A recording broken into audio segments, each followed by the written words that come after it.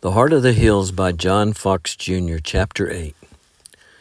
St. Hilda sat on the vine-covered porch of her little log cabin, high on the hillside, with a look of peace in her big, dreaming eyes.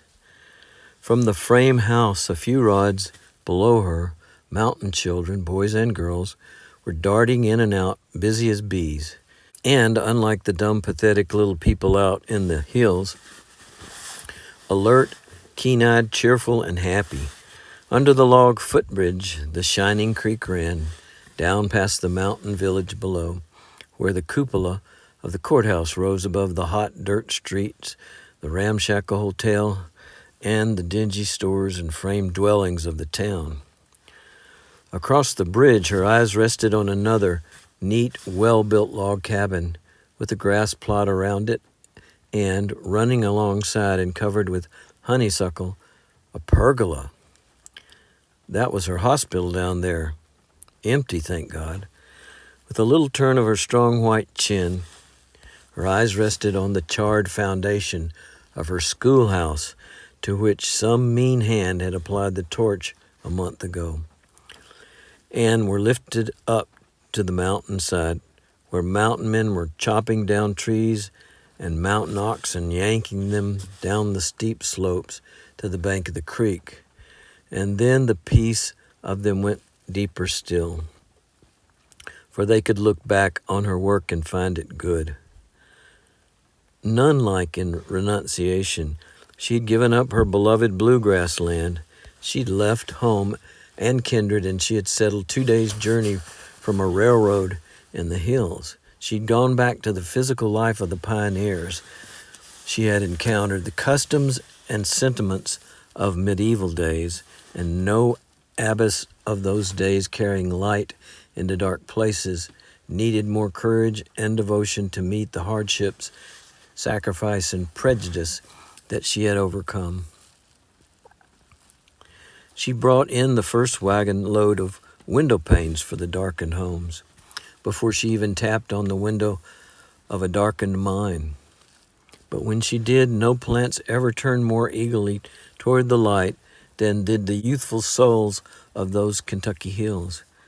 She started with 5 pupils in a log cabin.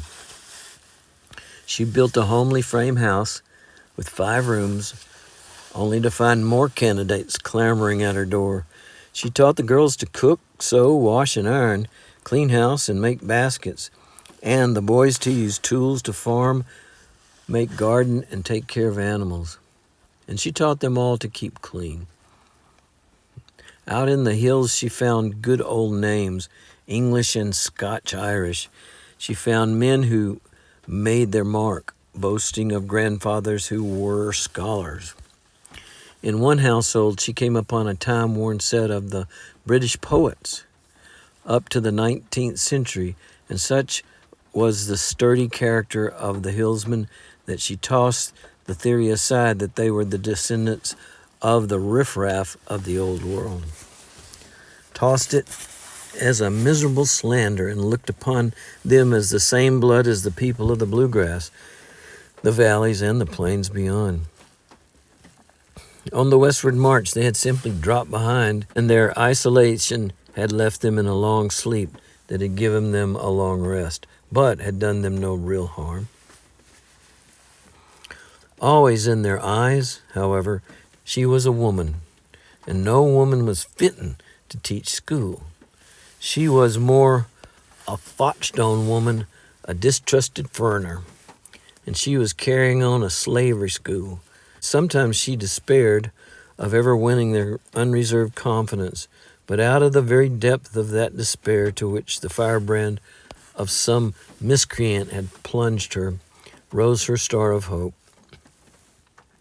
For then the Indian-like stoicism of her neighbors melted, and she learned the place in their hearts that was really hers.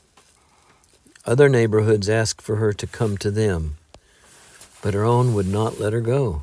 Straightway there was nothing to eat, smoke, chew, nor wear that grew or was made in those hills that did not pour toward her. Land was given her, even money was contributed for rebuilding. And when money was not possible, This man and that gave his axe, his horse, his wagon, and his services as a labor for 30 and 60 days, so that those axes gleaming in the sun on the hillside, those straining muscles and those sweating brows meant a labor of love going on for her. No wonder the peace of her eyes was deep. And yet St. Hilda, as one forsaken lover in the bluegrass had christened her, opened the little roll book in her lap and sighed deeply. For in there on her waiting list were the names of 100 children for whom, with all the rebuilding, she would have no place. Only the day before, a mountaineer had brought in 9 boys and girls, his stepdaughters and his own, and she had sadly turned them away. Still, they were coming in name and in person, on horseback, in wagon, and afoot, and among them was Jason Hahn, who was starting toward her that morning from far away over the hills. Over there, the twin spirals of smoke no longer rose on either side of the ridge and drifted upward, for both cabins were closed. Jason's sale was just over. The sale of 1 cow, 2 pigs, a dozen chickens, 1 stove, and a few pots and pans. The neighbors were gone, and Jason sat alone on the porch with more money in his pocket than he had ever seen at one time in his life.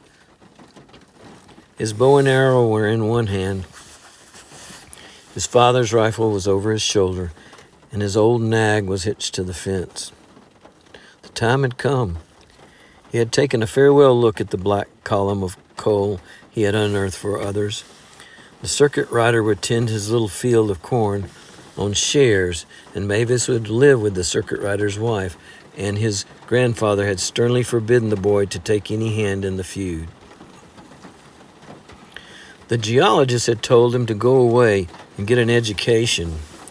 His Uncle Arch had offered to pay his way if he would go to the Bluegrass to school, an offer that the boy curtly declined, and now he was starting to the settlement school of which he had heard so much, in the county seat of an adjoining county.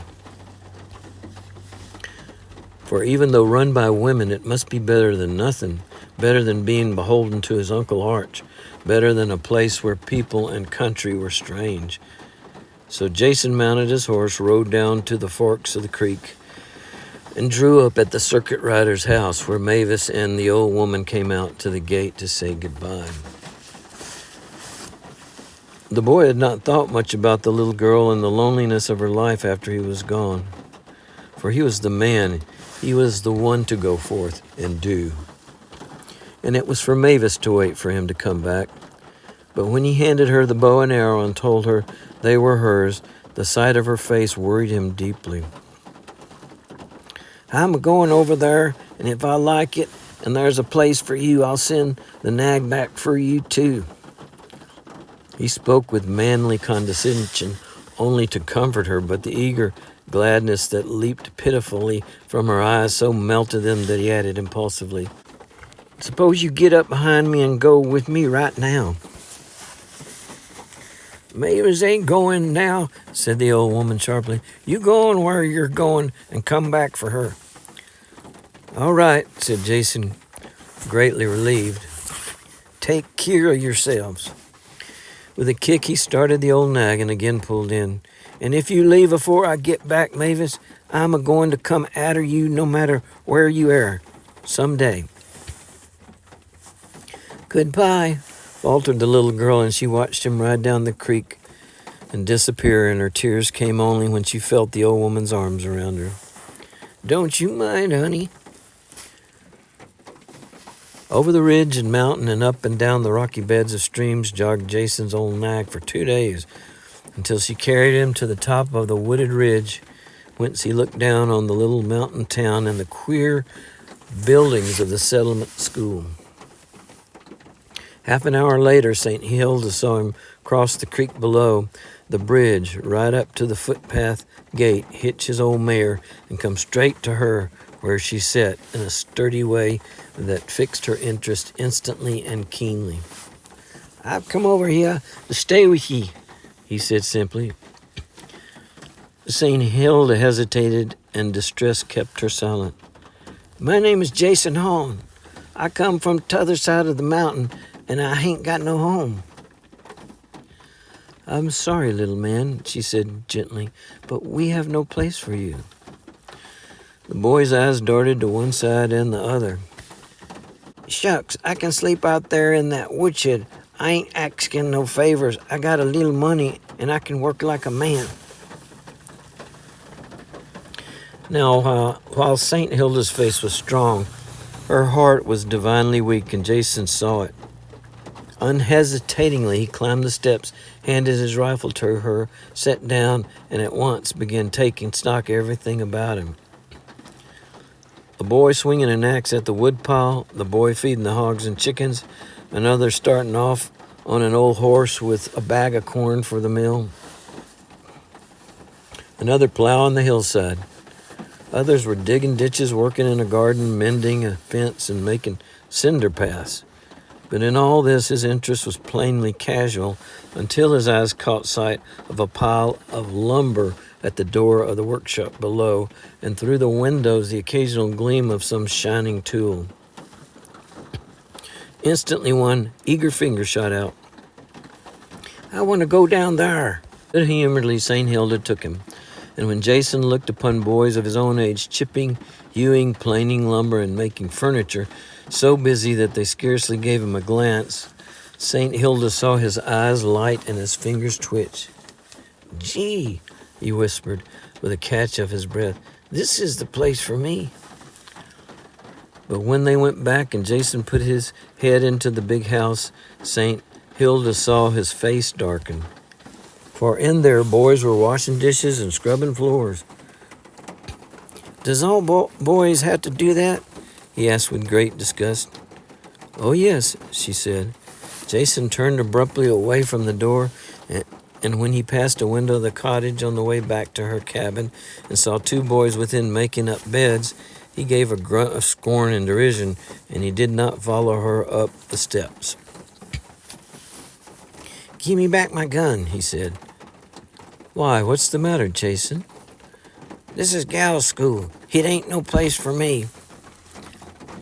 It was no use for her to tell him that soldiers made their own beds and washed their own dishes, for his short answer was, maybe they had to, 'cause there wasn't no women folks around, but he didn't. And his face was so hopelessly set and stubborn that she handed him the old gun without another word. For a moment he hesitated, lifting his solemn eyes to hers. I want you to know I'm much obliged, he said. Then he turned away, and St. Hilda saw him mount his old nag, climb the ridge opposite without looking back, and pass over the summit. Old Jason Hahn was sitting up in a chair when 2 days later, disgusted little Jason rode up to his gate. They wanted me to do gal's work over there, he explained shortly, and the old man nodded grimly with sympathy and understanding. I was looking for you to come back. Old Aaron Honeycutt had been winged through the shoulder while the lad was away, and the feud score had been exactly even by the ambushing of another of the tribe. On this argument, Arch Hahn was urging a resumption of the truce, but both clans were armed and watchful, and everybody was looking for a general clash on the next county court day. The boy soon rose restlessly. Where are you going? I'm going to look after my corn. At the forks of the creek, the old circuit rider hailed Jason gladly, and he too nodded with approval when he heard the reason the boy had come back. I'll make you a present of the work I'd done in your corn, being as I must have worked might nigh an hour up there yesterday and got plumb tuckered out. I come might not fallen out. It was so steep, and if I had, I reckon I'd broke my neck. The old woman appeared on the porch, and she too hailed the boy with a bantering tone and a quizzical smile. One of them Fosstone women whoop you for missing your A.B. abs? She asked Jason, and he scowled. Where's Mavis? The old woman laughed teasingly. Why, ain't she heard the news? How long do you reckon a pretty girl like Mavis was a-going to wait for you? Remember that good-looking little foreigner fellow who was down here from the settlements? Well, he come back and took her away.